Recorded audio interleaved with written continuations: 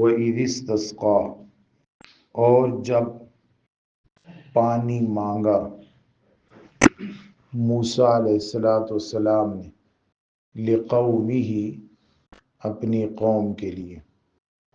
تو یہ استسقاء، پانی مانگنا. استسقاء معنی بارش کے لیے دعا کرنا بھی ہوتا ہے اور پانی کے لیے دعا کرنا. حضرت موسیٰ علیہ السلام نے بھی جیسے پانی کی ضرورت پڑی تو دعا مانگی. نبی اکرم صلی اللہ علیہ وآلہ وسلم سے دونوں طریقے ثابت ہیں. آپ صلی اللہ علیہ وآلہ وسلم خطبہ جمعہ ارشاد فرما رہے تھے تو ایک صحابی رضی اللہ تعالیٰ عنہ نے عرض کیا یا رسول اللہ بارش کے لیے دعا فرمائیں. تو آپ صلی اللہ علیہ وسلم نے وہاں خطبے کے دوران ہی بارش کے لیے دعا فرمائی اور بارش شروع ہو گئی. کئی بار آپ صلی اللہ علیہ وآلہ وسلم نے نماز بھی ادا کی، نماز استسقاء. تو دونوں طریقے ہیں.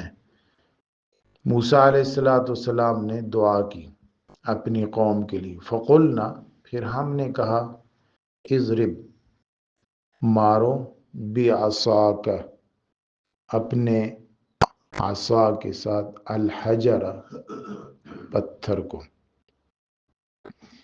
یہ میدان تیہ کا واقعہ، تیہ کے اندر ہی ہے اور پانی نہیں ہے.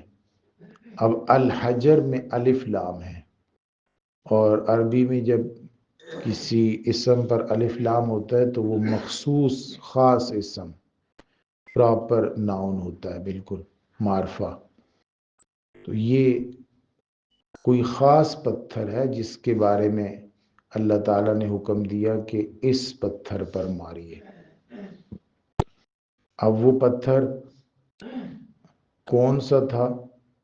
بعض حضرات نے لکھا کہ وہ 4x4 کا کونوں والا پتھر تھا، 4x4 کا. اور اس کے جب موسیٰ علیہ السلام نے اس پر مارا عصا تو اس کے ہر طرف سے 3 چشمے نکل آئے. اور بعض حضرات نے لکھا کہ یہ بیل کے سر جتنا پتھر تھا، اتنا بڑا، بہت بڑی چٹان نہیں تھی. جب انہیں کہیں جانا ہوتا تھا تو وہ اسے بیل کے اوپر رکھ کے لے جاتے تھے آگے اور دوسری جگہ پہ رکھ لیتے.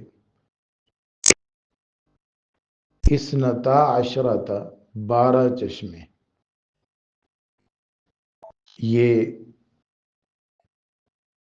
قد علم کل اناس مشربہم، تحقیق ہر ایک نے اپنا اپنا مشرب پہچان لیا.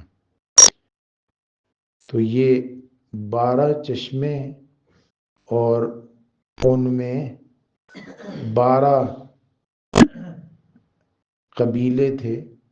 حضرت موسیٰ علیہ السلام کے زمانے میں بنی اسرائیل کے اندر ان 12 قبیلوں کے لیے 12 چشمے نکالے گئے.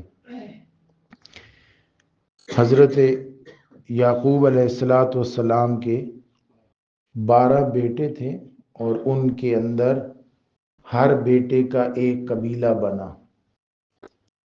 حضرت لیہ جو حضرت یعقوب علیہ السلام کی ایک وائف ہیں، ایک بیوی ہیں، اس میں سے 6 بیٹے. اور حضرت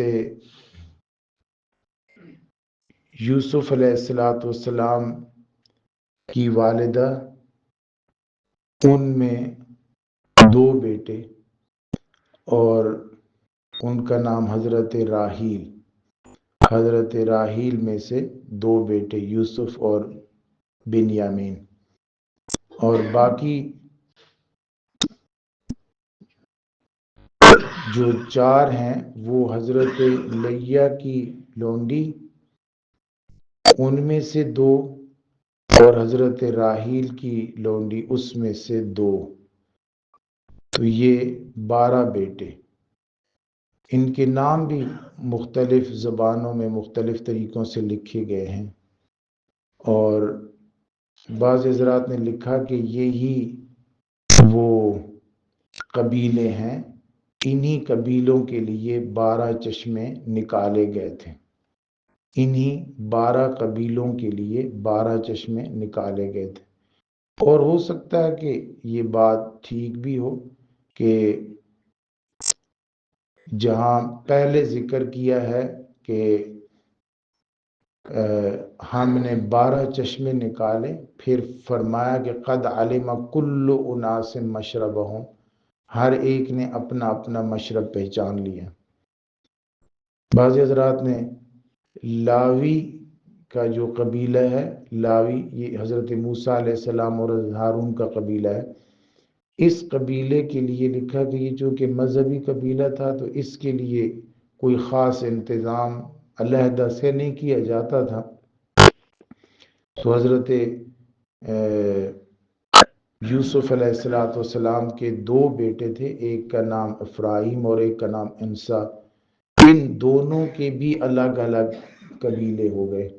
تو حضرت موسیٰ علیہ السلام کا قبیلہ جو لاوی تھا اس کے لیے علیحدہ انتظام نہیں تھا، تو اس کی جگہ پر ان دونوں کے علیحدہ علیحدہ انتظام ہو گئے، یہ بھی بعض حضرات نے لکھا ہے۔ اب یہ جب موسیٰ علیہ السلام اس پر عصا مارتے تھے تو قد علم کل اناس مشربہم، ہر ایک نے اپنا اپنا مشرب پہچان لیا۔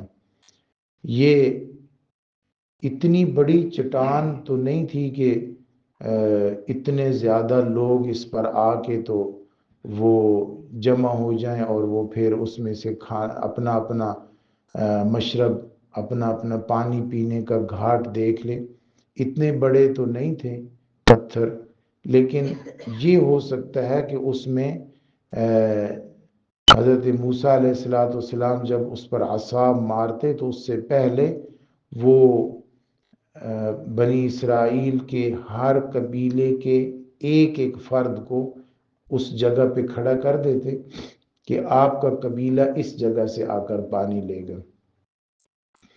اب جب پانی پر سب کو پانی کی ضرورت ہے، پیاس لگی ہوئی ہے، سب نے ایک جگہ سے پانی پینا ہے، تو اس وقت جھگڑا بھی ہو سکتا ہے، لڑائی بھی ہو سکتی ہے، اور دنیا میں کئی جنگیں پانی کی وجہ سے ہی ہوئی ہیں، بڑی بڑی جنگیں۔ تو یہاں ایک حکم دیا وَلَا تَعْثَوْا فِي الْأَرْضِ، اور زمین میں مفسدین، زمین میں فساد کرتے ہوئے مت پھرو۔ یہ عین سا یا اور فا سا سین دال، یہ دونوں مادے الگ الگ ہیں لیکن دونوں کا معنی ایک ہی ہے۔ تو یہاں پہ یہ حال ہے مفسدین، تو زمین میں فساد کرتے ہوئے مت چلو۔ فساد کا جو ہے وہ ایک ایسا لفظ ہے جس کو کسی دوسری کے ساتھ ریلیٹ کیا جا سکتا ہے، اور اس کی کوئی خاص نشانی نہیں ہے کہ بھائی یہ فساد ہے۔ ہو سکتا ہے کہ آپ مجھے کہہ رہے ہو کہ میں فساد کرتا ہوں، اور ہو سکتا ہے کہ میں آپ کے بارے میں کہہ رہا ہوں کہ آپ فساد کرتے ہیں۔ یہاں حضرت موسیٰ علیہ السلام فرعون اور اہل قبط کو فرما رہے کہ تم فساد نہ کرو، اور اہل قبط بنی اسرائیل سے کہہ رہے ہیں، بنی اسرائیل کے متعلق فرعون کو کہہ رہے ہیں کہ کیا ان کو دونوں بھائیوں کو اسی طرح فساد کرنے کی ہم اجازت دے دیں کہ یہ زمین میں فساد کرتے پھریں؟ تو اہل قبط اور جو اہل حکومت ہے ان کی نظر میں حضرت موسیٰ علیہ السلام فساد کر رہے ہیں، اور حضرت موسیٰ علیہ السلام فرما رہے ہیں کہ بنی اسرائیل کے مقابلے میں اہل قبط جو ہیں، قبط قبیلہ، وہ فساد کر رہے ہیں۔ تو فساد کی تعریف ہر ایک کے نزدیک الگ الگ ہے۔ مثلا کسی علاقے میں اگر بدکاری سے روکا جا رہا ہے، ان کی نظر میں بدکاری بے شک وہ دونوں کی طرف سے رضا اور اجازت اور رضامندی سے ہو، تب بھی وہ بدکاری اور فساد ہے، زنا ہے۔ اور کئی ایسی حکومتیں بھی ہو سکتی ہیں کہ ان کے نزدیک اگر دو شخصوں کے درمیان بدکاری تو ہے، لیکن وہ دونوں کی رضامندی کے ساتھ ہے، تو وہ رضا نہیں ہو سکتا، وہ فساد نہیں ہے۔ کہیں شراب جو ہے وہ بالغ پیے یا بچہ پیے، وہ ڈرائیونگ کے دوران پیے، ڈرائیونگ سے پہلے پیے یا ویسے پیے، وہ فساد ہوگا۔ اور کہیں ایسے ہوگا کہ بچہ تو پیے تو فساد ہے، لیکن بڑا پیے تو کوئی فساد نہیں ہے، وہ آزاد ہے۔ اور ڈرائیونگ سے پہلے پیے یا ڈرائیونگ کے دوران پیے تو بے شک بڑا بھی پیے تو وہ فساد ہے، جرم ہے۔ یعنی ہر ایک کے نزدیک فساد کی ڈیفینیشن الگ الگ ہے، اسی لیے وہ فساد کا ایک دوسرے پر الزام لگاتے رہتے ہیں۔ اصل میں دیکھنا ہے کہ اللہ رب العزت کس چیز کو فساد فی الارض کہتے ہیں۔ تو زمین میں فساد کرتے ہوئے نہ چلو، یعنی فساد نہ کرو۔ پانی ہم نے آپ کو دے دیا، وافر پانی ہے، اس پانی کی تقسیم کا طریقہ کار بھی بتا دیا، ہر قبیلے کے لیے الگ الگ پانی ہے۔ تو اس میں جلدی مچانا یا اپنی باری کا انتظار نہ کرنا یا ڈسپلن کا خیال نہ کرنا، جبکہ ایک کھلے میدان کے اندر آپ کو پانی دیا گیا ہے، یہ ٹھیک نہیں ہوگا، یہ فساد ہوگا۔ یہ جو پانی اس قوم کو ملا ہے، اس کے لیے مختلف لوگوں نے مختلف جگہ بتائی ہیں۔ کہیں تو یہ لکھا ہے، یہ عیون موسیٰ، یہ وہ جگہ لکھی ہے ویکیپیڈیا نے کہ یہاں پہ وہ جگہ تھی جہاں پہ موسیٰ علیہ السلام کی قوم کو پانی دیا گیا تھا۔ یہ میدان تی ہے، اور اس جگہ پہ اسے چشموں کا نخلستان کا نام دیا ہے۔ اور یہ لکھا ہے کہ یہ شہر سوئس جو ہے اس سے 35 کلومیٹر اور شہید احمد حمدی سرنگ سے تقریباً 60 کلومیٹر کے فاصلے پر واقع ہے۔